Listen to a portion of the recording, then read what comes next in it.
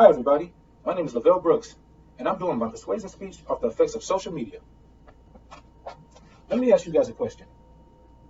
Have you ever turned to your phone and saw something on social media that messed up your day, ruined your weekend, or affected your life?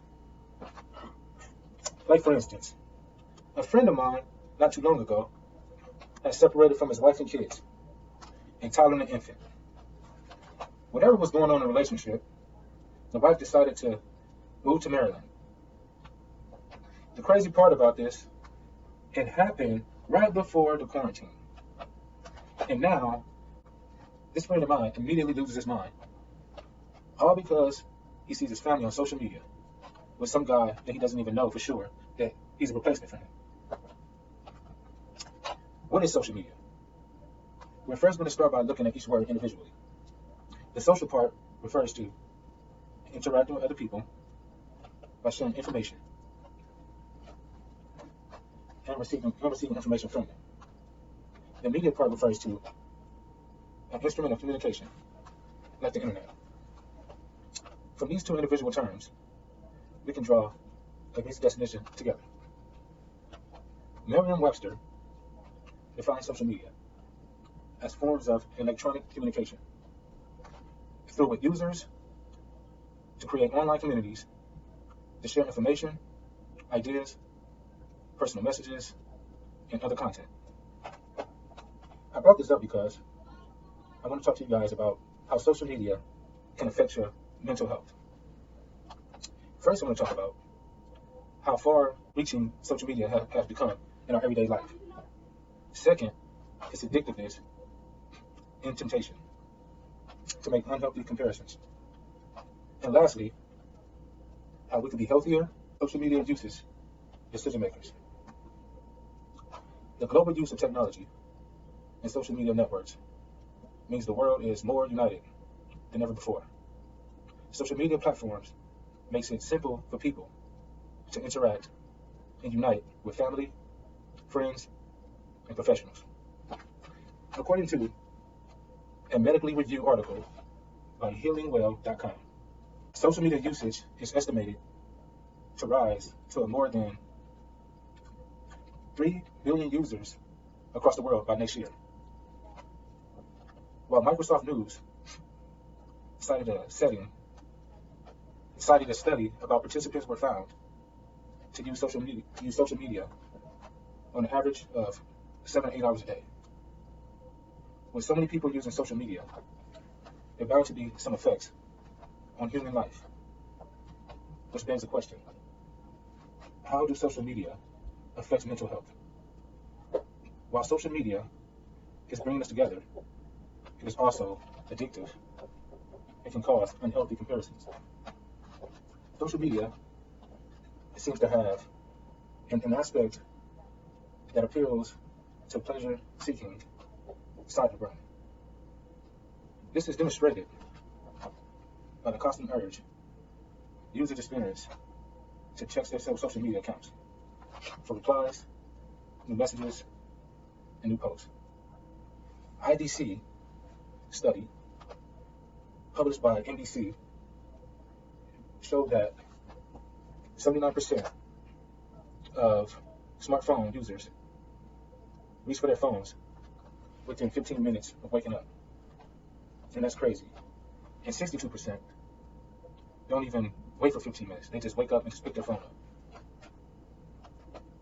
A study conducted in 2019 by Michigan State University showed a connection between social media and addiction-related criteria common in drugs addicts and pathological gamblers.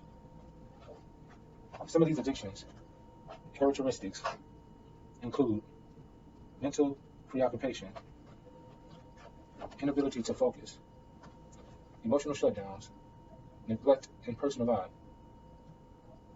Also, with withdrawal symptoms, impaired risky decision making, and trying to conceal or deny the habit. More than 1/3 of Americans use social media as harmful to the mental health. According to a survey from the American Psychiatric Association, just 5% view social media as being positive for their mental health. Another 45% says that it has both positive and negative effects.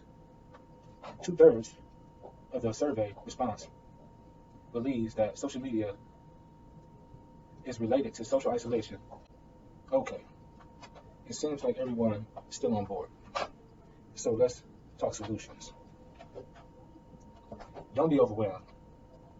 There are solutions to this real problem. Georgetown University professor Lena provides solutions to prevent mental health from social media. These are the things that's on the list. Number 1,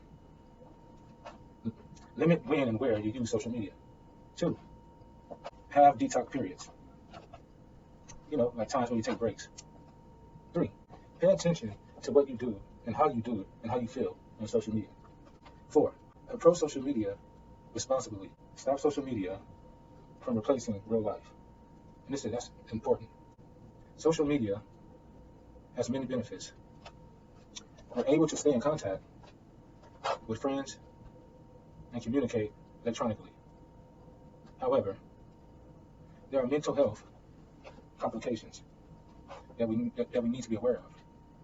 Social media is addictive and promotes unrealistic comparisons with people who tend to only share the highlights of their lives. It is important to create limits on the amount of social media consumed for good mental health. I know right now this is a time for social distance. We're still in a crisis, and you're probably thinking this may be a good time to be on social media as much as you can. I'm here to tell you that that's not a good thing for mental health. And there's so much other things. And there's several other things that we as people can do with our lives and just judge ourselves by looking at someone else's life or being obsessed with somebody else's life more than our own.